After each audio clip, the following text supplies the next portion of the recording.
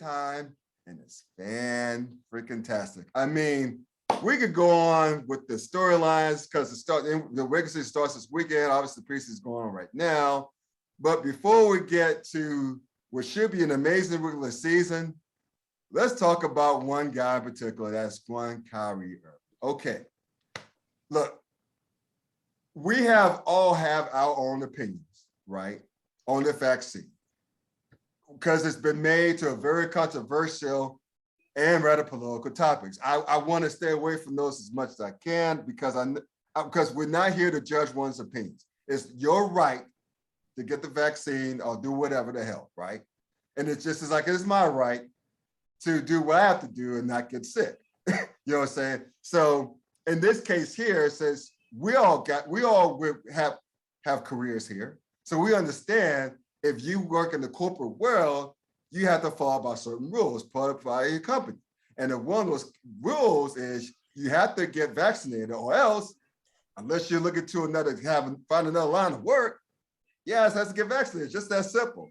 So with that in mind, the Nets, I think, on the verge of something really special because they get James Harden and with Kyrie, with a healthy Kyrie and Kevin Durant for a full season.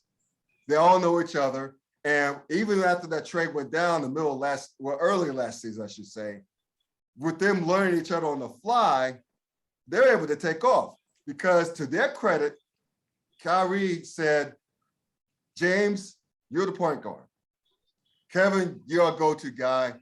I'll be the scorer dude in the background. And it worked for a while, except in the playoffs, when the injury bug took over, it just derailed their chances against the Bucks. And to be honest with you, if they were healthy, not only would they have beaten the Bucks, in my opinion, they probably would have won the whole damn thing. Let's just be real about it. Because to me, the two best teams in the playoffs last year were the Brooklyn Nets and the Milwaukee Bucks. So I think whoever won that series is going to win the whole thing anyway, which is exactly what happened. So now we got this going. And so I don't know if you guys heard about, I'm sure you guys did, heard about what the Nets said that basically put a statement, I'm paraphrasing because I don't have it out in front of me, that said, you know, if until Kyrie is cleared and that's what he has to do, I'm paraphrasing again, he won't be able to play part-time. He won't be able to play at all. So Kevin, I'm gonna kick it to you, then Jarrod and D, you just take us home with this. How do you see this whole thing ending? Do you see Kyrie eventually taking the vaccine and just doing it because of the team policy and not the real chance to win it all? Or do you see his ass getting traded out of town, at this point? I don't know. I think you can look to other high profile. I mean, you can look to other high profile situations. Just recently, the Aaron Rodgers situation comes to mind where they eventually work it out. The player, gets in and obviously is playing. I think they'll get it worked out, and I think it'll probably be through Kyrie getting the vaccine. I don't know though. I think the hard thing there is that Kyrie is a guy who has always stuck to his guns no matter what, and has always been willing to even at times welcome controversy, you could say maybe the pressure that comes with saying controversial things or having controversial views. Right. He hasn't shied away from that, and his stance, as recently as today, his most recent comments on it, he wanted to reiterate that he's not anti-vax, but that he is trying to make a statement for those people who are losing their jobs because they're refusing to get vaccinated. And so I heard that. I think that statement is where I give it a little pause, because I'm like, well, Kyrie's a guy, if he's gonna put his feet in the ground, he's gonna try to not move. I don't think he'll get traded just because of his threats for retirement. I think that's gonna, you look at Ben Simmons' situation right now, and you look at what the Sixers were trying to get versus what teams were offering and what they thought Simmons' worth was, and then Simmons kind of saying he didn't want to be there, and that kind of killing his trade value, which was already kind of uneven as far as what the Sixers again thought they were we're going to get compared to what other teams Right. were offering. Mhm. So Kyrie's pretty much killed his trade value. And I think that was strategic to say for the Nets, not because like I came here with Durant for a purpose. If you trade me, I'm going to retire. So with that threat out there, I don't think a lot of teams are going to offer a lot for him at this point. Right. But I think just because ultimately the goal, and I don't know that I'm not saying this gets done, before the regular season and that Kyrie's out there game one, but I think ultimately Kyrie will be out there at some point this season. Just because the overall goal when they signed was a championship. And last year, if Kevin Durant's foot was just a little bit smaller, Yeah, I know. they're winning the Eastern Conference Finals. Right. And they're Right. going on to a championship. So ultimately, I will say this. Ultimately, I think that he will be a member of the Nets this year. Mm-hmm. I do not necessarily, and I would probably say I kind of lean more towards the fact that he will not be with them for all 82 games, though. Wow. All right, Jarrod, what's up, buddy? Yes, Jarrod's still on mute. So, all right, how do you get around this though, Kevin? Like you're saying, he plays not 82 games with them. It's New York State law, so it doesn't matter what the Nets do. It matters nothing what anybody does here, unless he is able to get around the New York State law. There is one way to do it. I don't know if he necessarily can because his residence is in New Jersey. He can apply for a, out-of-state citizen, blah, blah, blah, and he'd be able to play because he's an out-of-state citizen. But if New York rejects that, the state rejects that, he can't play. So the options there are either you're not going to play if the Nets are going to stand by this. If you're not playing at home, you're not playing at all. Mm-hmm. So who's going to break here? Is it going to be Kyrie saying, okay, fine, trade me. I'll go to team A, team B, or team C. And then, that's where you're going. Or Kyrie just doesn't play and ends up quasi-retired because he just can't play. So if you're asking me what happens, I don't think he plays at all this year unless the New York State law changes. Wow. That's pretty bold. Two different perspectives. So D, would you bring us all home, brother? With this. I mean, I'm leaning towards Jarrod. It's the logical situation. I'm not saying that you're not logical, Kevin. I don't want you to think that that's how I think of you. But my thing is, okay, New York won't let him play.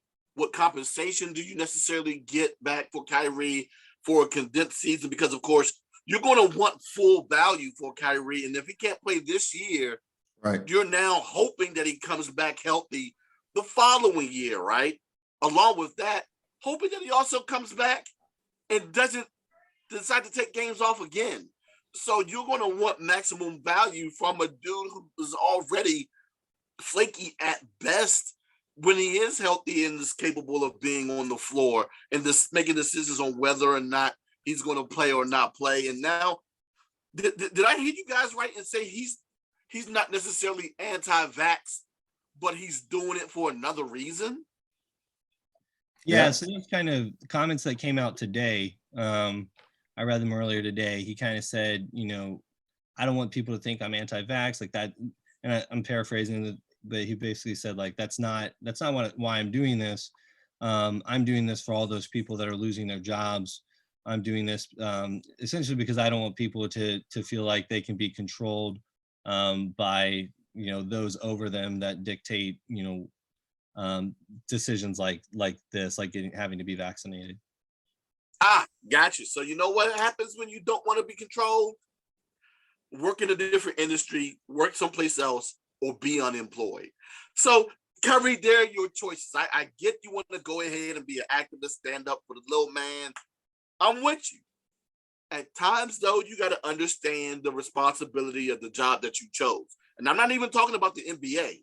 I'm talking about the stance that he's making right now, standing up for those who can't make that type of decision. So, hey, if you don't want to play ball, you don't want to play ball. But I kind of feel like Shaq, you're a detriment to the organization. We wanted you here. We feel as though that we need you here in order to succeed. If you're not going to be here, then you don't need to be here. And then with that said, like I said before, a real contender? Are they going to be, or wherever he wants to really go, will they be willing for him to wait to do whatever he needs to do in order for him to get back in the floor? I don't know. So it's going to be very interesting to see what happens, which is why I believe he's going to be sitting out. You know what? So get ready to see him at somebody's bowling parlor or something. You know, it's crazy. That's just insane because you have this situation going on in Brooklyn, and then you have the situation down the road in Philly. I know, Kevin, you referenced it earlier, man, about Ben Simmons. Now, in the case of Ben Simmons, look, I bagged on Ben Simmons all postseason. Y'all know that. You know, I've had my fair share of petty pot shots at him, and better sophomore pot shots at him, but anyway, I mean, the guy, he has shooting demons. Whether it's, I don't know if it's a matter of he can't shoot or he doesn't want to shoot.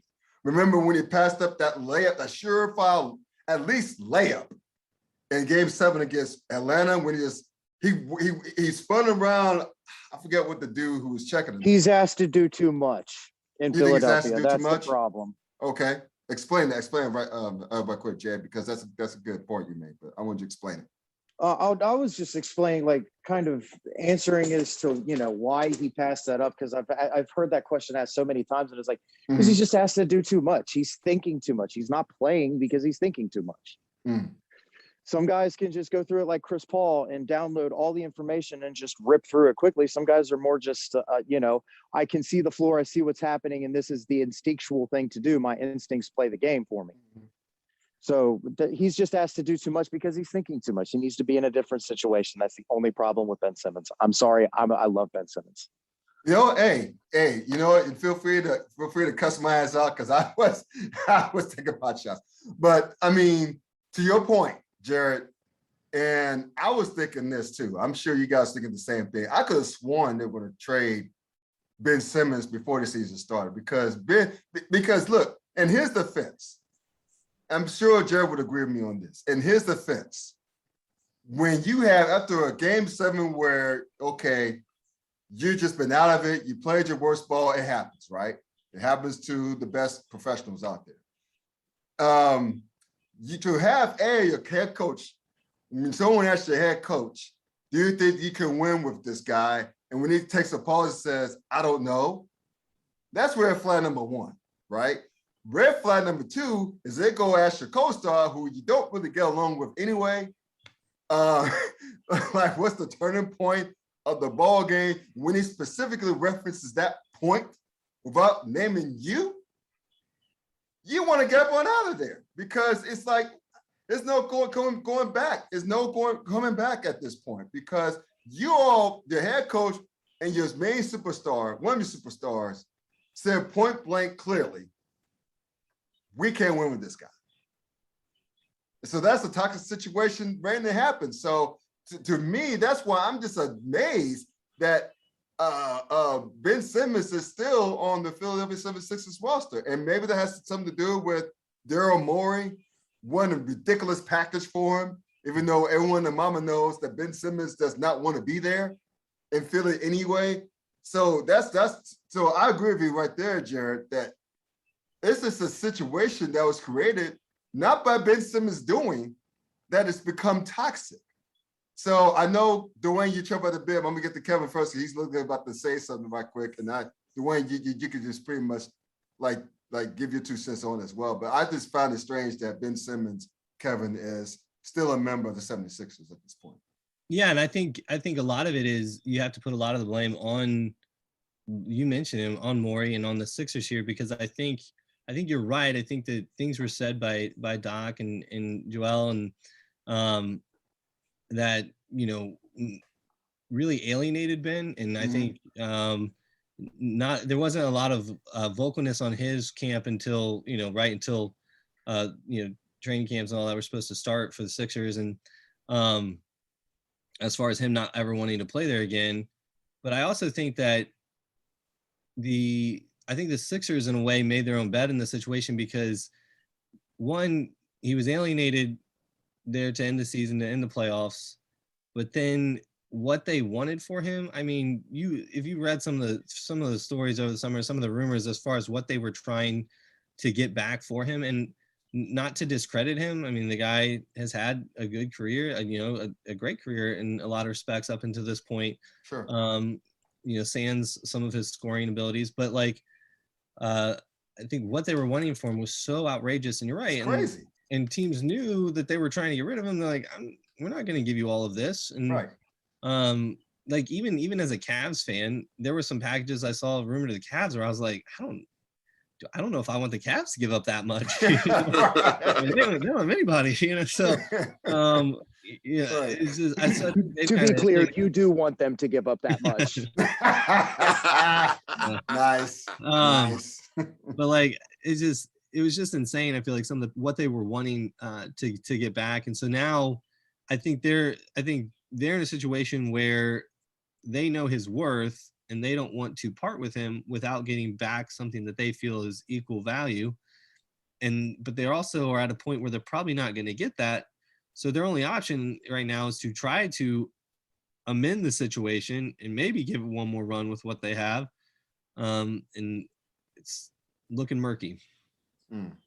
How about you, D?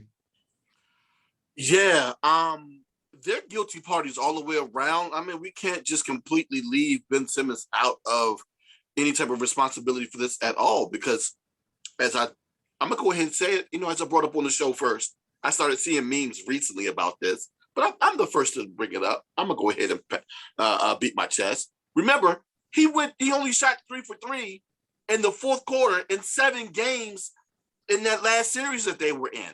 Dude, you only took 3 shots. So yes, you're culpable for this. If you at least attempt to take shots, maybe you're not in this situation, and maybe your teammates and your coach don't have this opinion of you, which leads to you potentially getting traded. So if you play better, this doesn't happen. But at the same time, like you said, the GM is also culpable because his demands are way too high. The rent is too damn high. And it's just insane. I mean, I get what they're saying. Okay, what if Ben goes someplace else, he develops, and he becomes that star that everyone believes that he is, right? Because he is an all-star. He is a great defender. Of course, the one thing is his detriment is shooting the basketball in a game where you're required to shoot the basketball. I mean, unless you're going to be a specialist. And his alleged worth is way too high for him not to be a scorer in that situation. So they had no other choice but to amend the situation, see how they get through this season, and then whatever happens after that is what happens. But yeah, I want to see exactly how quickly this thing patches up, because if he doesn't play well early, oh my God, the conspiracy theorist of Ben Simmons is trying to tank the Sixers, which absolutely makes no sense whatsoever. Right. Whenever anyone plays bad, it's not because they're trying to tank the organization, because it makes them look bad. So let me go ahead and get ahead of that cart before it starts coming out, just in case because trust me, it will, especially if the Sixers and Ben Simmons are struggling early. There are going to be those that accuse him of trying to tank the Sixers, which makes no sense. Right. He's a professional with pride, because what I find Ben Simmons to be is very prideful. Yeah. So it's not like he's going to lay down and just cry his way out of town like James Harden. He's not going to do that. But here's I'm not a fan of James Harden. But anyway, the point is that it's messed up, because remember, at last season, people forget that they only had the best record in the East, and the East was a lot stronger it's strong this year, but it started to become strong last year, because with the big three in Brooklyn, Milwaukee doing this thing, the emergence of New York, the emergence of Atlanta, those young teams. And, it's like that now. And, Miami's already retooled and getting better. We'll talk about that later. But, I mean, it's to me, I still think talent-wise, it should work. Ben is very prideful. And again, in his defense, if your head coach and your co-star said once upon a time they can't win with you, you're going to feel a certain kind of way. So I don't know. And your GM is making ridiculous ass asking price for him for his services. So Jarrod, that's why I'm struggling here.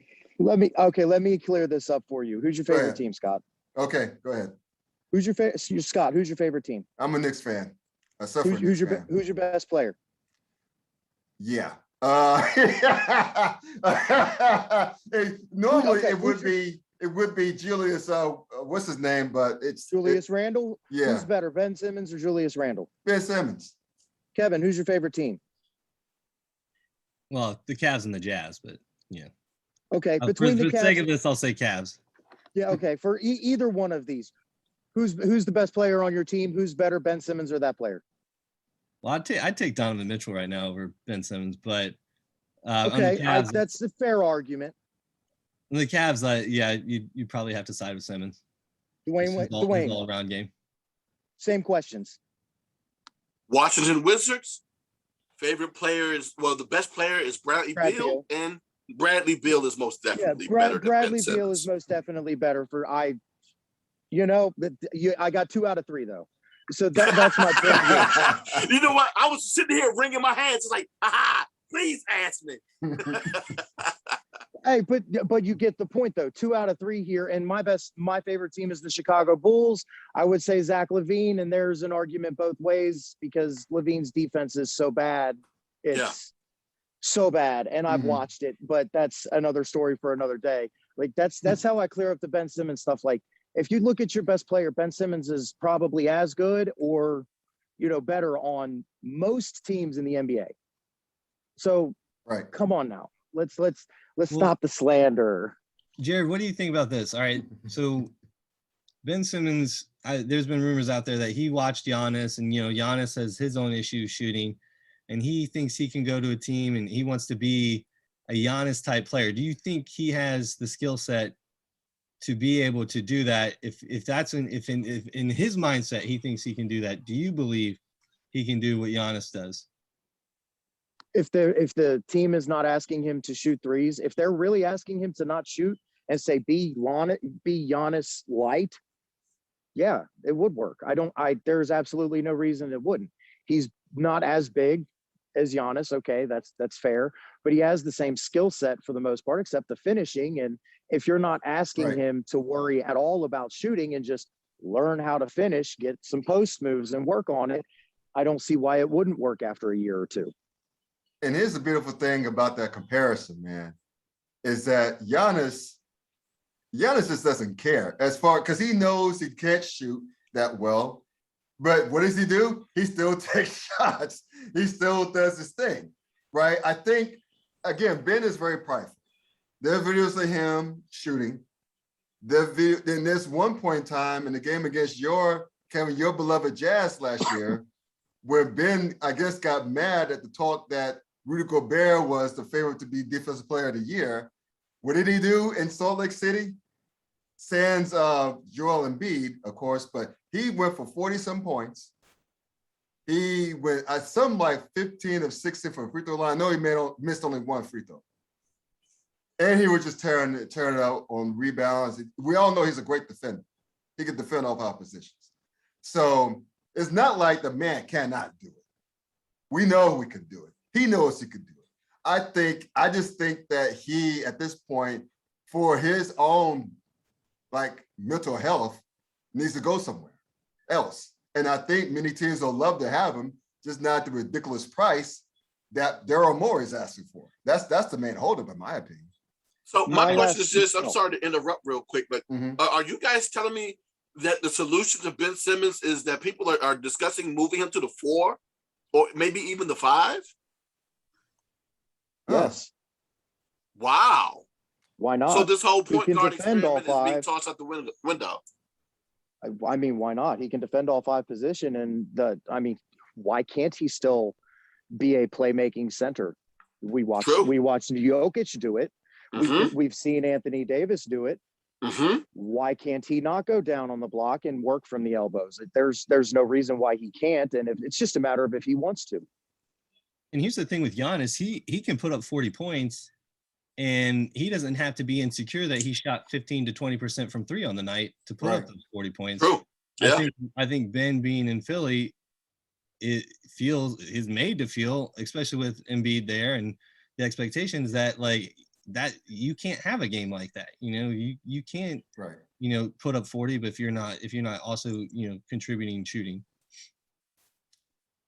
Yeah. Well, with the position that he plays, that's the reason why he has the expectations that he does. If he's playing the 4, he's not expected to play like a guard. So yeah, if they go ahead and move him and he's willing to be moved, I'm intrigued to see if that's the move that they actually do with him. And also, we all seen examples of this before in Draymond Green and Golden State. He's like a point forward. He's not asked to score a lot. He could do it, but he's not asked to do it. He's like Ben. He's a great defender. He's a ball distributor. He can distribute from the 4 position, and he's their leader. So I think if you surround Ben, similar to Draymond, similar to Giannis, with a bunch of snipers, and Jokic too, with a bunch of snipers, it could work. I mean, can you imagine him, like trade possibilities that Moore has probably screwed up with this ridiculous demands. Could you imagine Ben Simmons in Portland with either Dame or CJ with those shooters? Could you imagine? I don't want to, because I think one of those will have to come back to Philly in that package. But could you imagine him? They will talk about him going to Golden State. Could you imagine him with all those shooters around him? He could just be a point forward or whatever, defend the opposing team's best guy, and let the rest of Golden State Warriors cook. And also, here's another one that Chris Broussard is a favorite of his that he's been lobbying for, just because he just wants to see it all, the drama with it all happening, for Philly and Brooklyn to do a straight up swap for Ben and Kyrie. Trade your problem for my problem. The only problem is, you guys mentioned earlier, what the hell is Kyrie going to do? Is he going to show up or what? Yeah, and it would be awesome if the two main powers in the East, if they actually agreed to do something like that. But they're division rivals too, so yeah. Yeah, and just to credit your point, I think as a Cavs fan, I never fully appreciated Draymond Green, but then I watched the Olympics this summer, and I was like, my God, he's so good. And just at what he does. And I think when the expectation is off, like Dwayne was saying, if we don't expect that guard-like shooting from him, like we don't expect that from Draymond. And so I can watch Draymond playing the Olympics and be like, wow, he is so good at what he does, and be so impressed, and and be like, man, I'm glad I can just appreciate right now. And I'm not a bitter Cavs fan right now. Like I feel like with Simmons, like, yeah, I think Dwayne was onto something there, and you're onto something too, as far as like if that expectation is off of him and we can just appreciate what it is that he really excels at, I think the narrative starts to change. Yeah, I totally agree with that. You mentioned Dame and CJ earlier. I'm curious, where do you think they kind of play into the Western Conference picture? And we can use this to transition to the rest of the conversation, as far as where do you see teams as far as like improve or dissipate it, if you will. So might as well start now. That's a good question, bro. It depends. It depends if Portland wants either two things. If Portland wants for some reason wants to rebuild, or if one of those two superstars won out. And if one of the superstars won out to the point where they have to get moved, then whoever's still left holding the bag out of those two would have to be like playing or bust at that point, because that's the ceiling. Now I'll say this, man. I think last year we didn't get this. Well, they did make the playoffs last year, but but the point is that if Dame and CJ have more help, I think they will be a lot better than the team would be a lot better than what they are. We've seen glimpses of how good they could be as far as a playoff picture, as far as how far they could go like that walk-off shot that Dame hit over. Bye-bye. Yeah, when he waved at Paul George and company. That was awesome. That was an awesome moment. But I think they made a conference finals that year, if I'm not mistaken. So I think that's the ceiling. That was the peaking moment. That's them peaking. But I think they're capable of getting to at least the second round to play on the West Conference playoffs. I think they're that talented. Now, would they crack the upper echelon, if you will, in the out west of both LA squads, Utah, Denver? I want to throw another team in there. I'm blanking. Please don't get mad at me. Phoenix, yes, Phoenix. How can I forget about Phoenix? And yeah, that's a great story too. Phoenix and Golden State. Even one could say Golden State will have a bounce back year with a healthy Klay Thompson. So could they crack that top 6 or whatever I mentioned, 6 or 7? I think they could. Now, how far they could go, how they could navigate that top 5, 6 or 7, that remains to be seen, to be honest with you. But I mean, at least the good part about this, before I ramble too much, the good part about this season, and we can say this for the East as well, is that while there's still a handful of teams in both conferences that have a real shot, that's still more than what we're used to. Like, remember that period in the 2000s where it's just out of Cleveland or Golden State, that 4-year period? It was like, really? Like, the drama's like, really? Who's going to beat those two in the respective conferences in the playoffs? Boston came close one year, but that's it. But now at least you have a more wide open feel to it, even though, again, technically only a handful of teams in both conferences have a shot, but it still feels more wide open. So for that reason, I'm excited. I'm excited for a squad like Portland to see if they are healthy. Like if Chauncey Billups does a good job, I'm excited for what Chauncey Billups is going to do there in Portland. I think Dame and CJ are very excited to have him, which helps a lot. It helps more that he's not only a former player, but he's a made man. He has a title. He has a ring. So a well-earned ring. He was Mr. Big Shot, right? That was his nickname. So I think that to that reason, what I'm trying to say is Portland has a real shot out west. As far as how they go in the top 6 or 7, that remains to be seen. Yeah, I think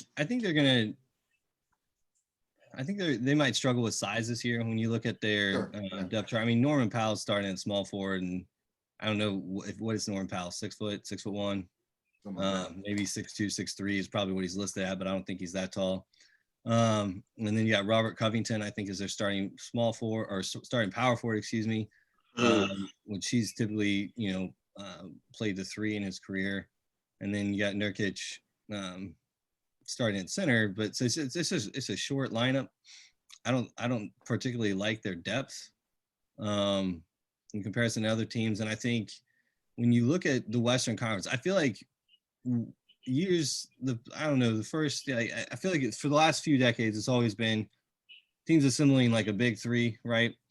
And I feel like the Western Conference right now, maybe sans like LA once they got Westbrook, it really feels like everybody's got a big 2.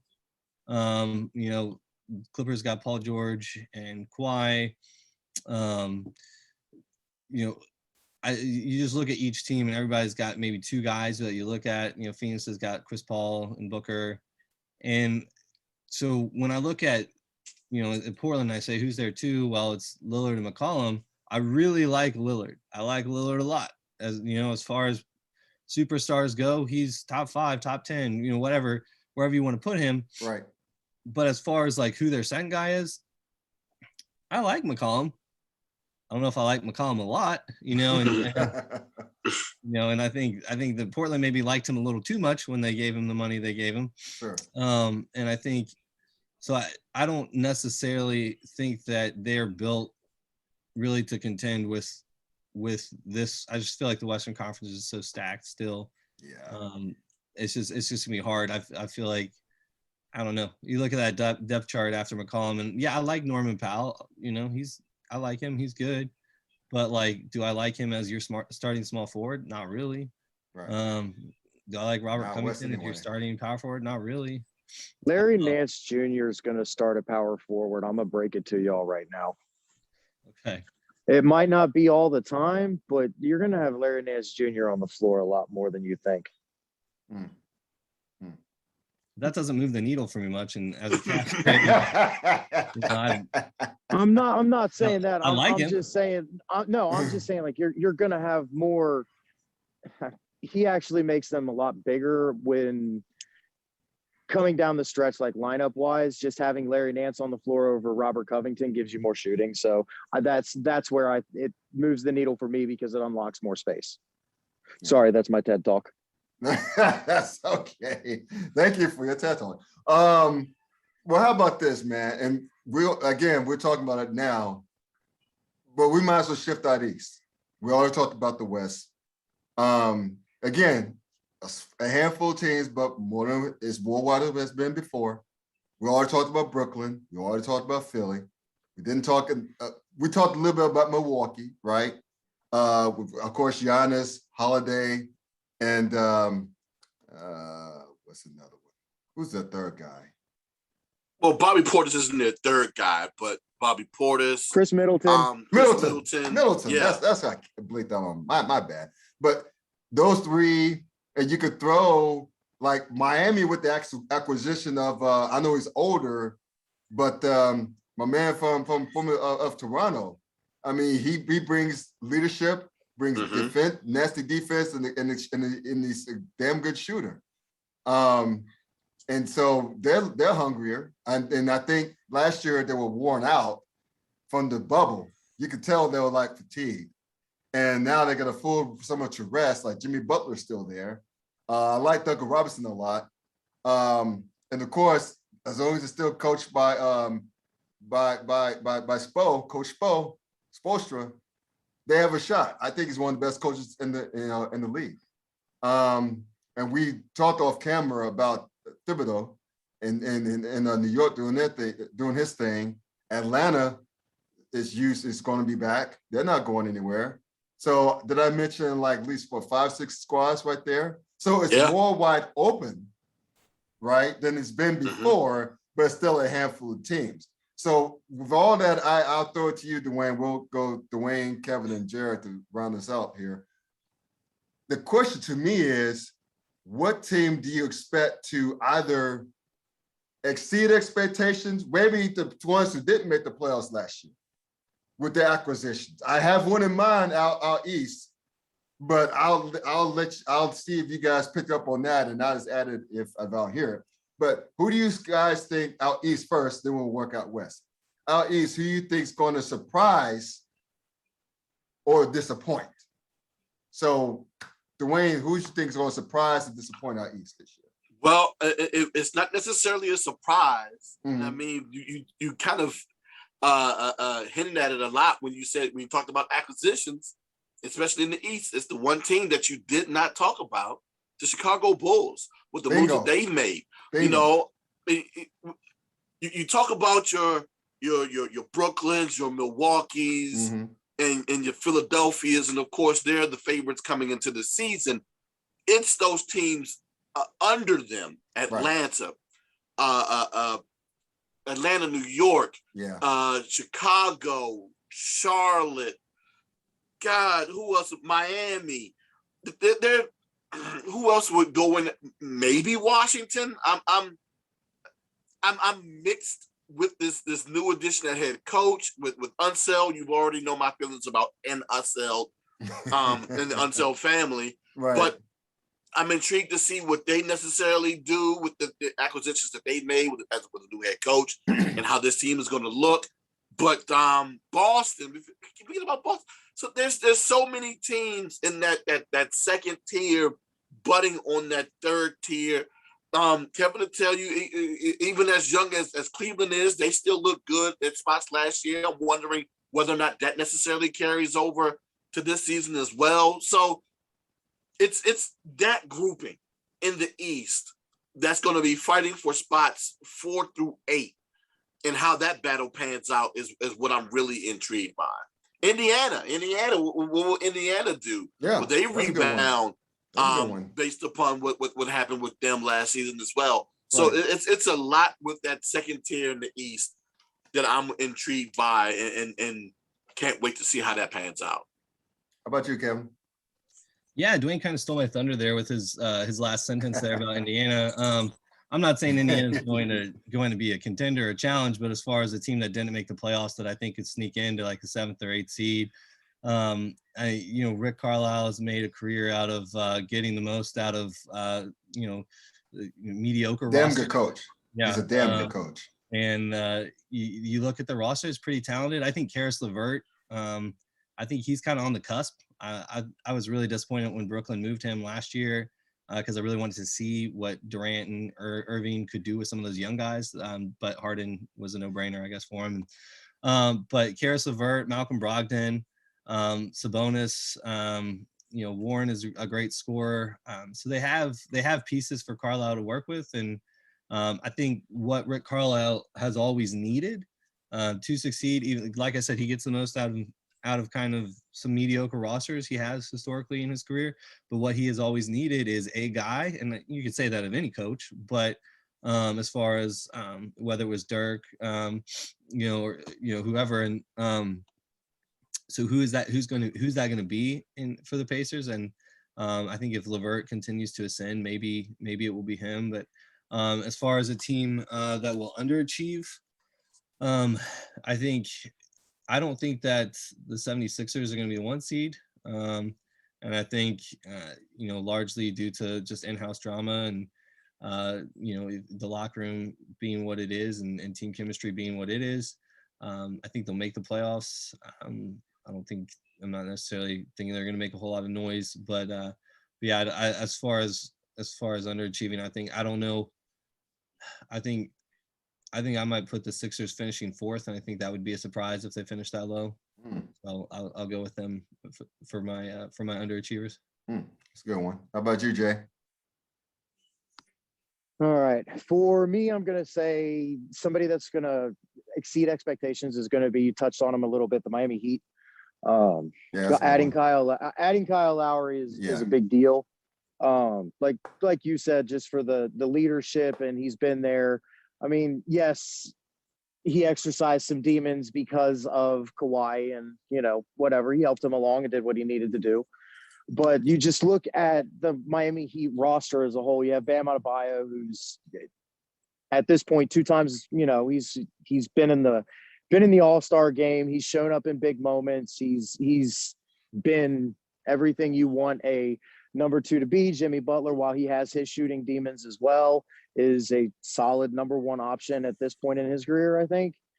That's just my assessment. Maybe that's a little skewed because I'm Bulls fan and he played for the Bulls and one of my favorite players. So, maybe I can admit to that. But you look at guys even going a little bit farther down the roster, like Tyler Hero. You look at a kid that was 19 and had a big performance in the playoff bubble the year before, and kind of let down in his second year. Progress isn't, on a straight line. Right. So I expect he came back looking like he had been serious about getting his body in shape for this basketball season in the off season. And that just leads me to believe he worked on his game. He worked on his game as well as getting his body in shape. So I expect a big bounce back year from him. And the team can, Miami can just shoot. They can run the floor. They're going to play a slow pace and they're going to grind out games because they're going to be so solid defensively. So that's where I would say they're going to overachieve. And for an underachieving team, I'm a Chicago Bulls fan, and maybe it's scarring, but I think the Bulls are going to kind of underachieve here. I don't like where they're going with the team. I don't necessarily like DeRozan being there. I like DeMar DeRozan, don't get me wrong, but the spacing on the team is okay at best, and I just don't see how it's going to work out. Interesting. Well, I'll say this, man. I really like Miami. And it's weird being an old school Knicks fan from the 90s, remember those brutal Miami, New York playoff battles. And I'm still a bit mad at Pat Riley for championship, but that's another story for the other day. but I always like this team. I like the tough makeup. I like the grit. Let's put it this way, they're like the best Memphis teams with talent. Those Memphis teams with Marc Gasol and that Randolph, Zach Randolph, the Grindhouse. I think they call them the Grindhouse. Grit and grind. Grit and grind. Yeah, that's Miami. That's Miami's Memphis with talent, with red offensive talent. So and coaching too. They're well coached. Again, I'm a big fan of Coach Spoelstra. I'm a huge fan of his. So I think they're going to come out this season with a vengeance. I think they're going to really kick some ass. And especially look at what's going on in Philly, what's going on in Brooklyn as far as potential chemistry issues. I think Miami's going to just look at that. The only team really that stays away from a cohesion standpoint is Milwaukee. Milwaukee, they're looking to repeat. They're not looking to go anywhere. And you look at New York, they're youngish, but Atlanta's very young. They got a taste. They're not going anywhere. So I think it's going to be very interesting this season as far as what will Miami do. That's who I'm going to keep my eye on for the majority of the season, because we already know what Brooklyn and Philly could do. We already know what's going on there. We have a feeling that New York and Atlanta is going to improve upon last season. But I'm really looking at Miami because of the acquisitions. I love that Kyle Lowry addition. I'm really intrigued with the Heat. As far as we could transition to the West now, we'll go backwards this time. Jay, Kevin, and Dwayne. But as far as my surprise, oh my God. It would shock me. I know I mentioned this squad as one of the teams that could be possibly contenders, but it would shock me if Golden State takes a huge step. It wouldn't be shock me because they're getting, especially if Klay Thompson's fully healthy, because you got another shooter now to go along with Steph, to go along with the defense, the leadership of Draymond Green.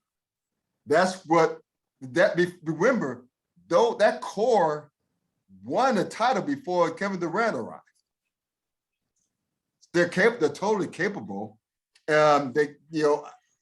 James Wiseman, I want to see how he does in the second season. I think he has skills, and he's in the I don't want to say perfect because nothing's perfect, but in a prime position to succeed because he has a guy in Draymond who's been a willing mentor that's been helping him. And he's been open about how much Draymond's been a big help to him on and off the court. So I think it's going to help Wiseman a lot. And Wiseman, I think he's a future star once he gets his legs underneath him and his confidence back up. And of course, they're still coached by Steve Kerr. And I just think it would surprise me if they push LA and Phoenix. Now, I was speaking of LA, the teams I think will disappoint.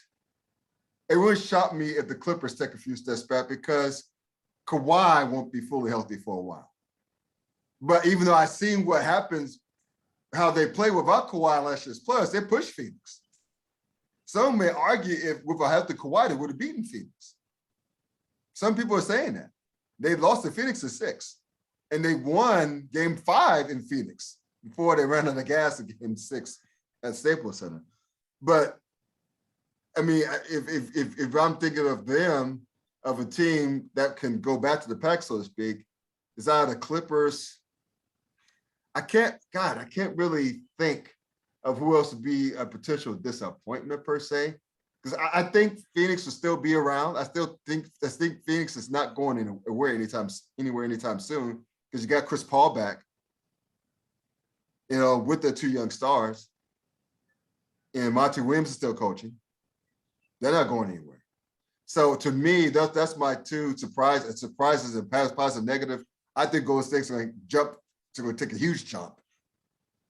And I think the Clippers is going to come back to the pack a little bit just because they don't have Kawhi, and you still got to question the chemistry issues a bit too. So there's always something with the Clippers, but that's why I think, Jay. So floor is yours. All right, so I'm going to go opposite of what you did here. I'm going to go ahead and go with a team that I think is really going to disappoint. I don't know what everybody's expectations here are of the New Orleans Pelicans, but whatever they are, they're going to disappoint you.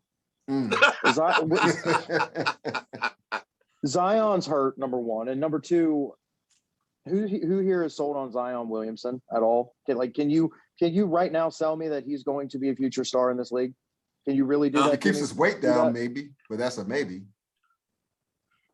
Like I can't talk myself into him at all. So you can't really talk me into Brandon Ingram either. Maybe a third banana.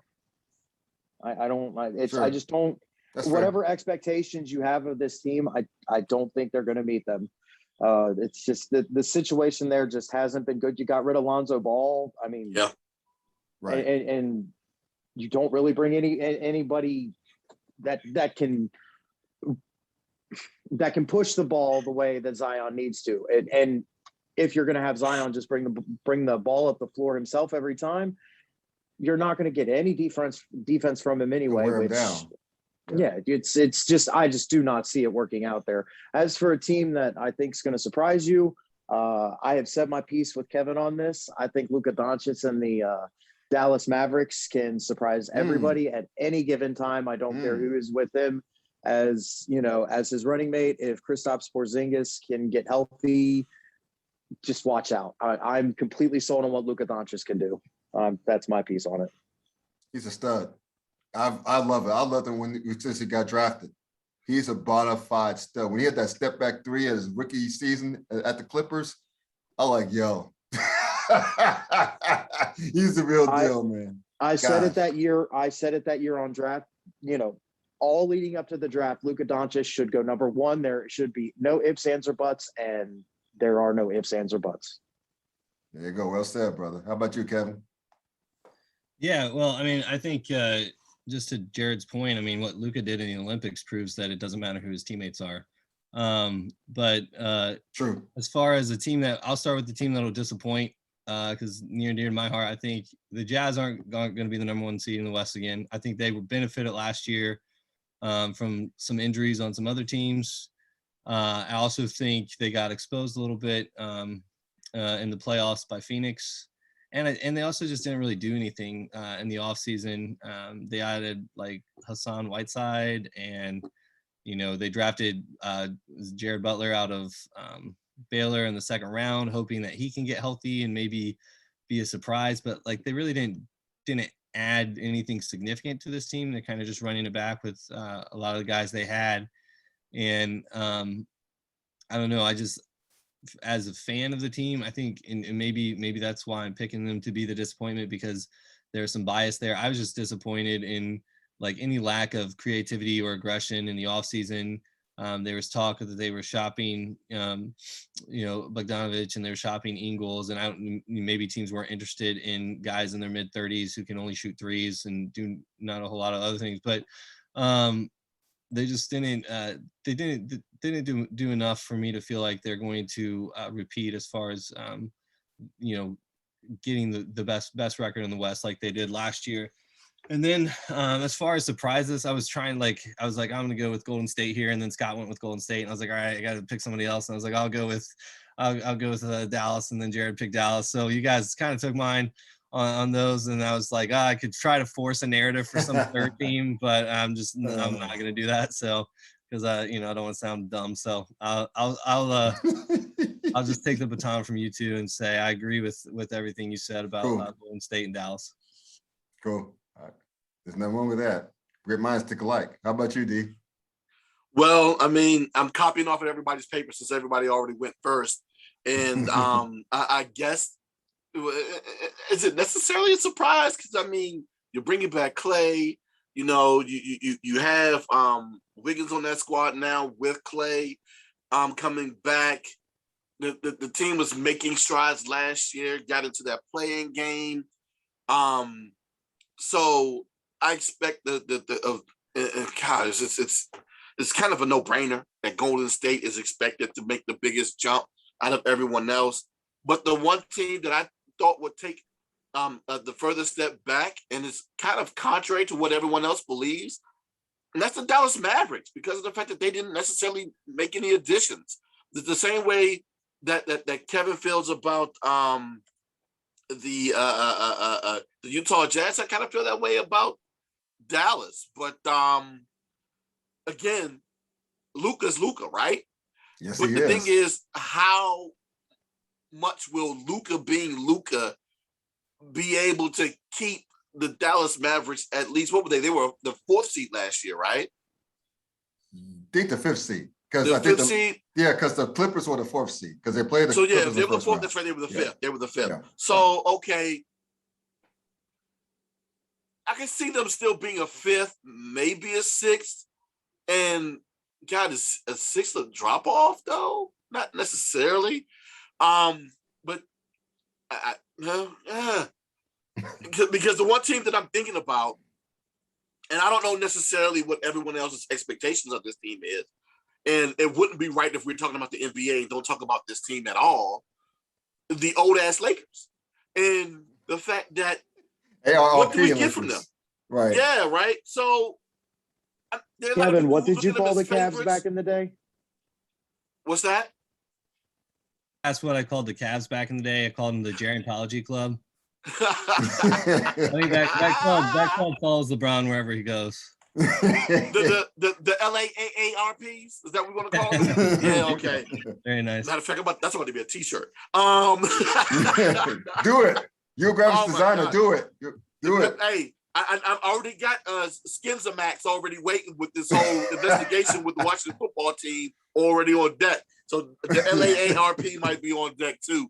Oh man. But yeah, I don't know what everyone's expectation of them is. I mean, of course, with the new addition of Westbrook, and as much as I didn't necessarily want to see him leave, I'm waving bye-bye because what we can do with him.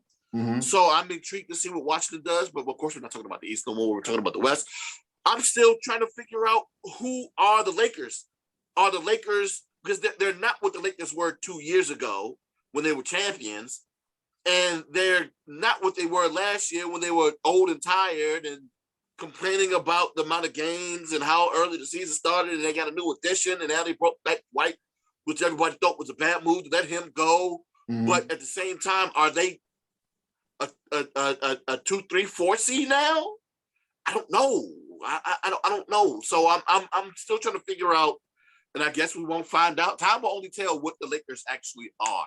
But that's another team that I'm keeping my eye on whether or not they're going to be who they once were, mm-hmm. or they're not going to meet expectations of everyone else going into the season. Because aren't a lot of people expecting them to be the favorites out of the West? The Lakers, because of those additions? The Lakers, yeah. Yes. Yes.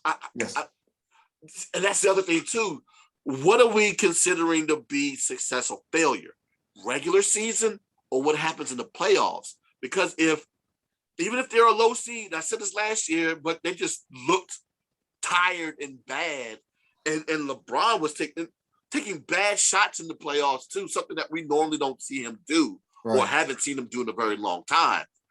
So I'm just one of the situations where I think he just wanted to be out of the playoffs, but I'm not going to be conspiracy brother today. But maybe he has new vigor now with these new players and Dwight coming back. Yeah, that's the team I'm really going to keep my eye on. I'm not necessarily looking at them as favorites, but if they have matchups that favor them and they don't look like the lethargic Lakers of last season, and they don't necessarily meet the expectations of the LAARP Lakers that I think that they are, mm-hmm. they're going to be interesting.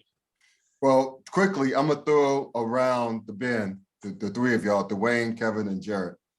Quickly, who's going to be in the finals next year? I have Milwaukee, and I'm going to go outside the box here. I'm going to go Milwaukee and Phoenix again. I got those two again. The way things looking right now, it's probably going to change, but I got those two right now in the finals. So Dwayne, who are your two in the finals? Man, you know how I always question whether or not the panty gave us not the panty, the panty DANI. I don't want nobody thinking about draws. The panty gave us asterisk champions or maybe asterisk contenders were guys who traditionally wouldn't compete well, got an opportunity to do so. Sure. With that said, as much turmoil as that team is going through right now, and I don't necessarily trust one of their players that a lot of people, for whatever reason, have trust in. I'm looking at the Brooklyn Nets coming out of the East, and I'm gonna go LA Clippers. I'm gonna go LA Clippers. Out I'm the gonna box. be daring. Cool. Yeah. How about you, Kevin? Yeah, I lacked creativity in the previous segment, and I'm gonna lack creativity again. I just when I'm asked this question, I have to think. All right, if I'm in Vegas and I have to put my money on somebody, despite the odds probably not getting me the most return, just the safest bet. I'm gonna go with Dwayne in Brooklyn, and I'm gonna go with Brooklyn. Not even despite everything going on, all the drama going on with Kyrie and will he play, won't he play? Number one, I have to back up that I said he'd be on the team at some point this year, whether or not that was a dumb take or not to open this. But even secondary, like if you look at their lineup minus Kyrie, I think it's a really good lineup, even without him. If you have Harden running point, you've got Durant, and then you surround them with Joe Harris, who's a great shooter, and then Bruce Brown, who's just crazy athletic, does a little bit of everything. And I feel like any championship team needs a player like Bruce Brown. I don't think that that's a really talented lineup, and I think that so I'm going to go with them in the East because if KD can stay healthy and keep his feet back, I think they can go far. And then out west, I'm going to go with the Lakers. I don't know if there's ever been a show that I've been on with Scott or Jarrod where I've ever picked against LeBron. So again, there's none. I can confirm that.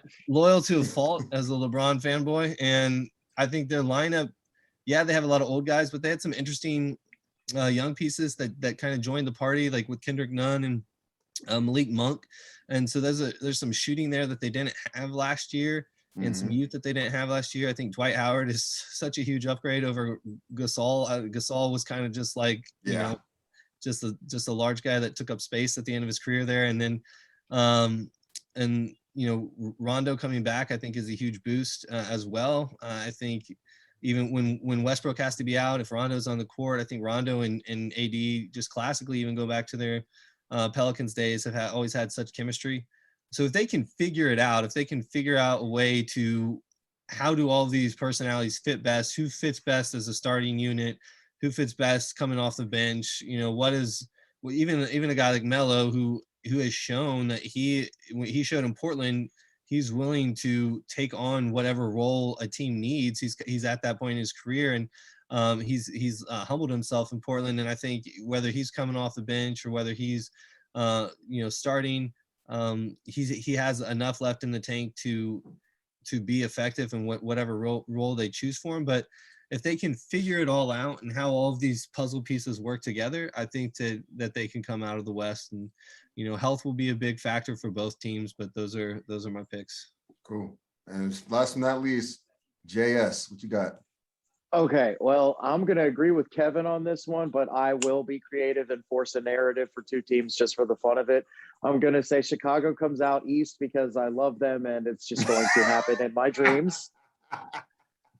And I am going to say out West, it would be the Denver Nuggets. And I don't know how much I'm necessarily forcing that narrative.